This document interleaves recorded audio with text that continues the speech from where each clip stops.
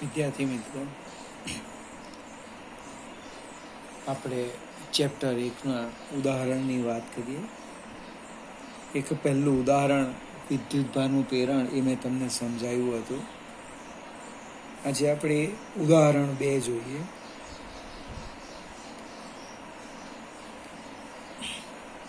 રકમ કંઈક લખી છે.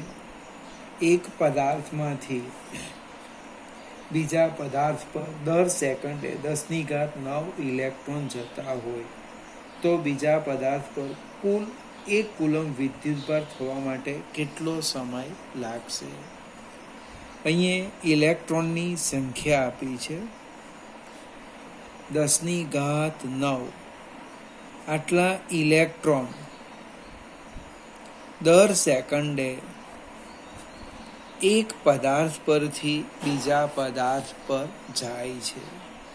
તો આપણે બીજા પદાર્થની જો વાત કરીએ તો 1 સેકન્ડમાં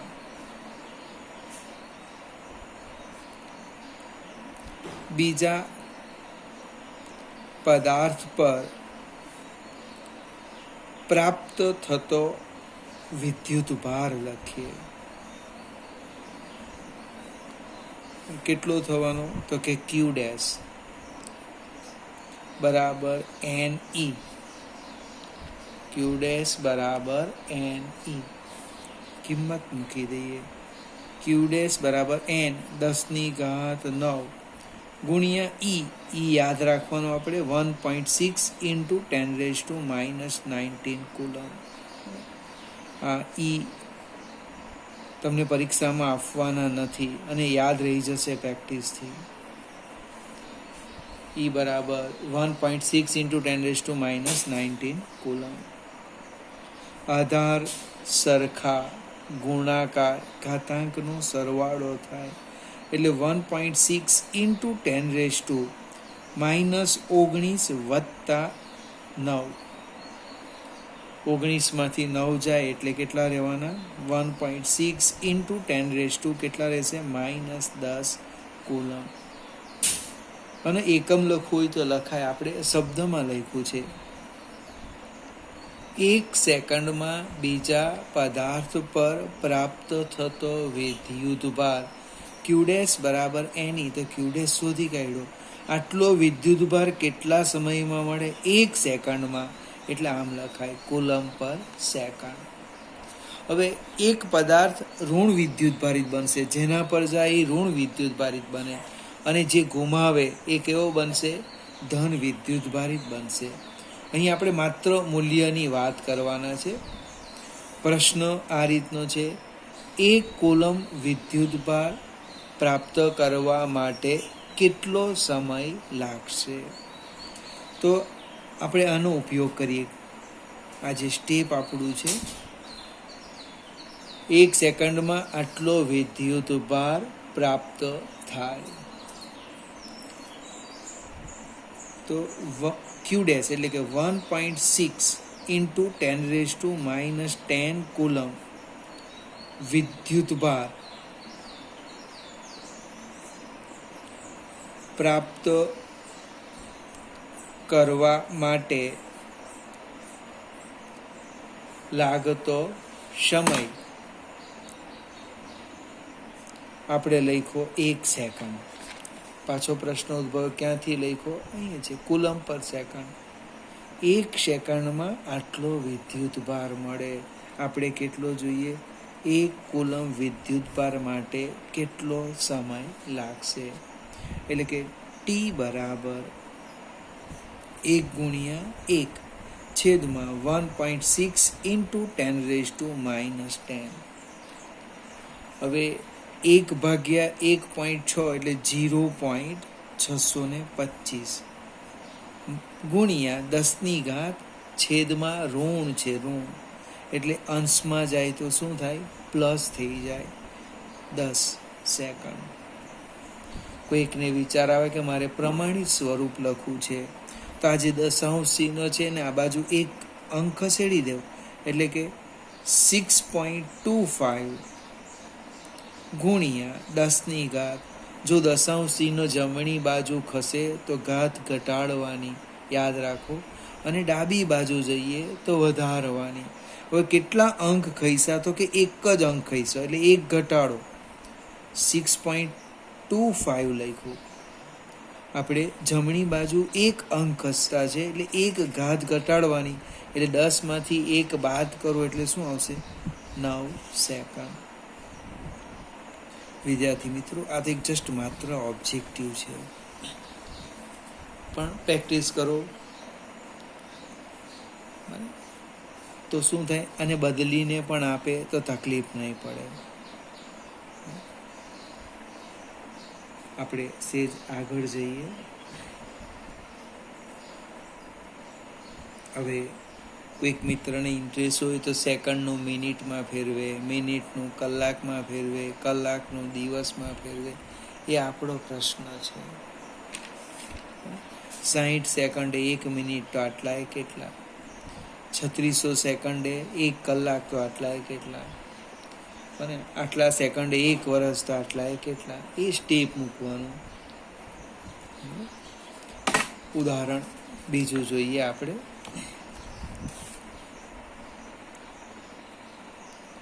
ઉદાહરણ 2.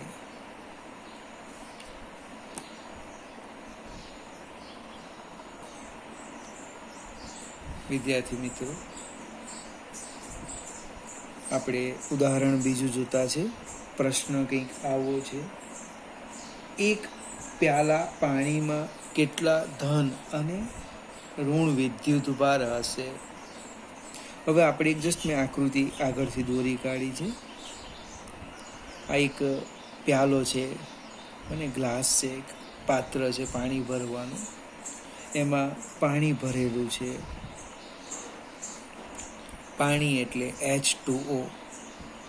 પ્રશ્ન એવો છે કે એની અંદર કેટલો ધન અને કેટલો ઋણ વિદ્યુતભાર છે.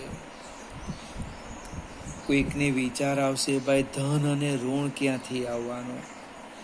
તો એ માટે આપણે એ H2O જે અણુ છે, એ અણુમાં કેટલા પ્રોટોન છે, H2O અણુની અંદર કેટલા પ્રોટોનની સંખ્યા છે, પ્રોટોનની સંખ્યા, અને કેટલા ઇલેક્ટ્રોનની સંખ્યા છે, એ શોધવું પડશે.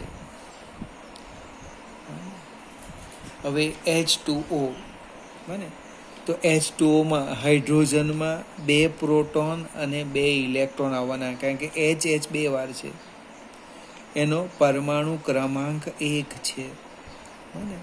એટલે જો પ્રોટોનની સંખ્યા લખીએ તો 1 + 1 વત્તા ઓક્સિજનનો પરમાણુ ક્રમાંક 8 છે, એટલે કે 8. અને અહીંયા પણ સેમ થવાનું, 1 ઇલેક્ટ્રોન વત્તા 1 ઇલેક્ટ્રોન વત્તા 8, એટલે એની પાસે પ્રોટોનની સંખ્યા 10 થવાની અને ઇલેક્ટ્રોનની સંખ્યા પણ 10 થવાની. ફરીથી સમજાવું. હાઇડ્રોજન માટે તમે પરમાણુ ક્રમાંક લખવાના, અને આમ લખો H11. આ શું બતાવે? પ્રોટોન અને ઇલેક્ટ્રોનની સંખ્યા. એ જ પ્રમાણે ઓક્સિજન માટે લખવાના 816. તો 8 શું બતાવે? પ્રોટોન અને ઇલેક્ટ્રોનની સંખ્યા. અહીંયા આપણી પાસે હાઇડ્રોજન H અને O છે, એટલે એક Hનો એક પ્રોટોન, બીજાનો એક પ્રોટોન ને ઇલેક્ટ્રોન, આપણે ઓક્સિજનનો, એટલે 10 થયા. અને ઇલેક્ટ્રોનની સંખ્યા પણ કેટલી થઈ ગઈ? 10 થઈ ગઈ. હવે હાઇડ્રોજનના એક અણુ પાસે કેટલો ધન વિદ્યુતભાર અને કેટલો ઋણ વિદ્યુતભાર એ શોધી કાઢીએ. ક્યાં? પાત્રની અંદર કેટલા અણુ છે એના પરથી પણ શોધાય. આપણે એક અણુનો વિદ્યુતભાર શોધીએ કે H2Oના, એટલે કે પાણીના એક અણુનો ધન વિદ્યુતભાર, એને હું Q' કેમ? તો Q' બરાબર શું લખાય? N'. N' એટલે કે એક અણુમાં પ્રોટોનની સંખ્યા, એ છે 10. 10 અને ઈ 1.6 ઇન્ટુ 10⁻⁻19 કુલમ. હવે આધાર સરખા જો, અહીંયા પણ 10 છે, અહીંયા પણ 10 છે, ગુણાકાર ઘાતાંકનો સરવાળો થાય. એટલે કેવી રીતે લખીશું? ક્યુ ડેશ આમ થવાનું,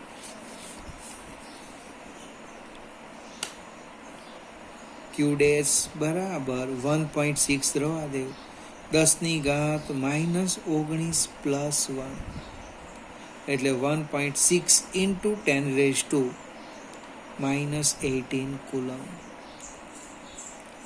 આટલો એની પાસે ધન વિદ્યુતભાર છે અને એટલો જ એની પાસે ઋણ વિદ્યુતભાર છે. બંનેની સંખ્યા સરખી જ છે. હવે જે પ્યાલો છે, ગ્લાસ છે, એમાં પાણીમાં વિદ્યુતભાર શોધવાનો છે.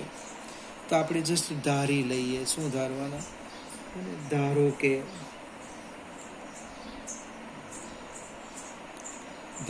કે પ્યાલામાં રહેલા પાણીનું દળ, ચોપડીમાં લખ્યું છે લગભગ 250 ગ્રામ. હું આ પણ ધારી લેમ, ધારો કે 200 ગ્રામ.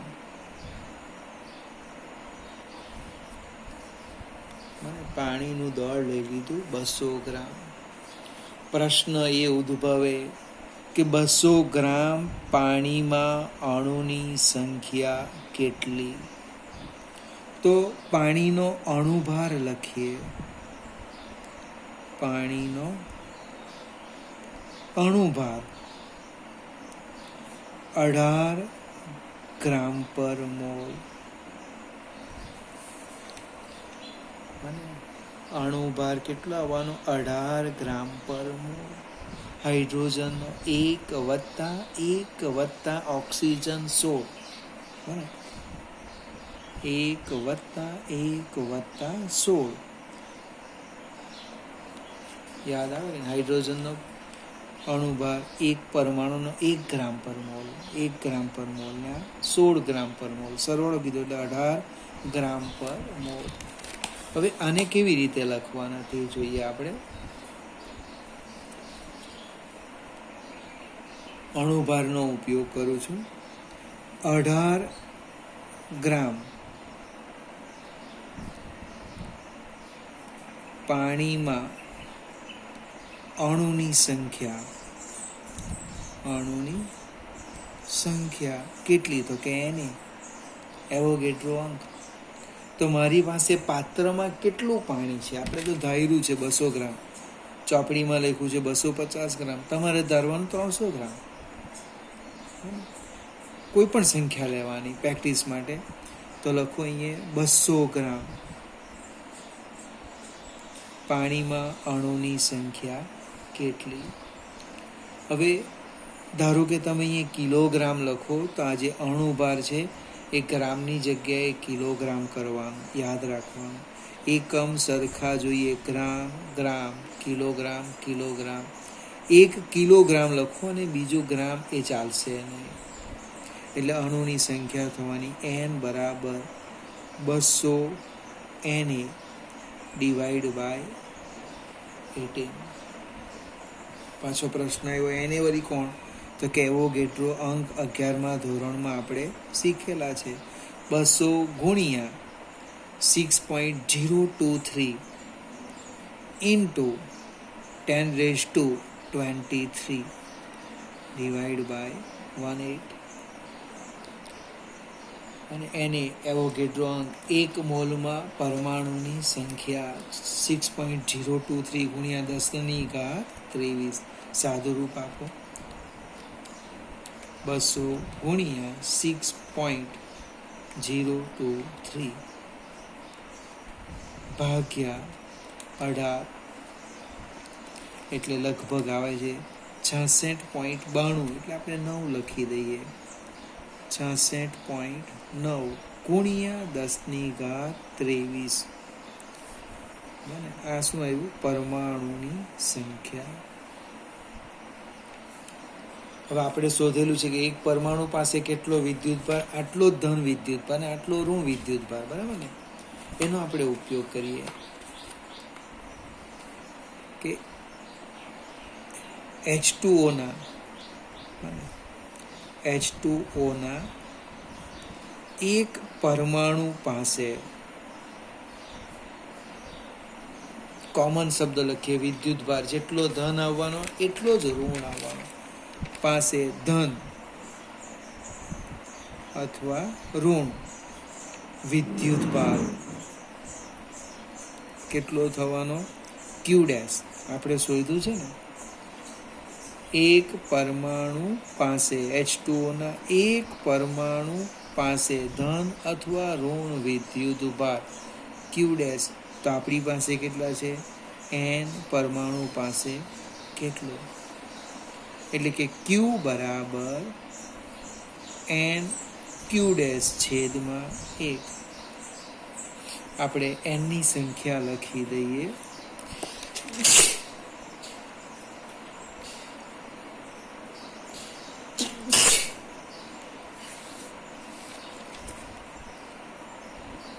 ,9 ગુણ્યા 10⁻23 ગુણ્યા Q ડેશ 1.6 into 10⁻−18. હવે 66.9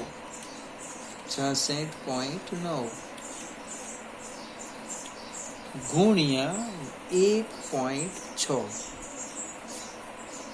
એટલે એ થવાના 107.04 ગુણ્યા 10⁻, જો ભાઈ આધાર સરખા, ખ્યાલ આવે છે કે આધાર સરખા ગુણાકાર છે, ઘાતાંકનો સરવાળો એટલે 23 વત્તા ઓછા 18.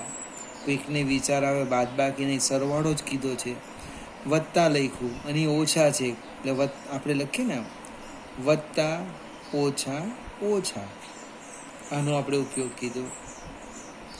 23માંથી 18 જવાના એટલે કેટલા રહે, 5.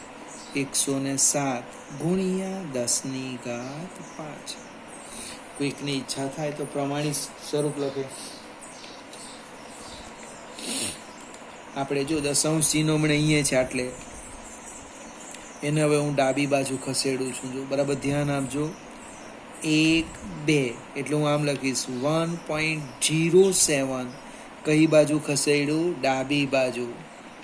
બને તો જો ડાબી બાજુ ખસે તો એની ઘાત વધારવાની, તો કેટલી વધારવાની, કેટલા ખઈસા 2 તો +2. ઘટાડવાનો હોય તો ઓછા લખવાના. એટલે શું થવાનું, 1.07 into 10⁻7 કુલમ. કોઈકને વિચાર આવા નથી લખવું તો કોઈક આમ પણ લખે ડાયરેક્ટ 10⁻7 કુલમ. હવે પાણીનું દળ તો આપણે લીધું છે 200 ગ્રામ, ચોપડીમાં લખ્યું છે 250 ગ્રામ, તમે બદલી શકો. ફરીથી મિત્રો આજે 2 એક્ઝામ્પલ ગણ્યા, બંને જ સમજવાના છે, પરીક્ષા માટે નહીં, આપણી સાતનિષ્ઠા માટે, ઓબ્જેક્ટિવમાં કામ લાગશે. અને એક્ઝામ્પલની નોટ અલગ બનાવવી.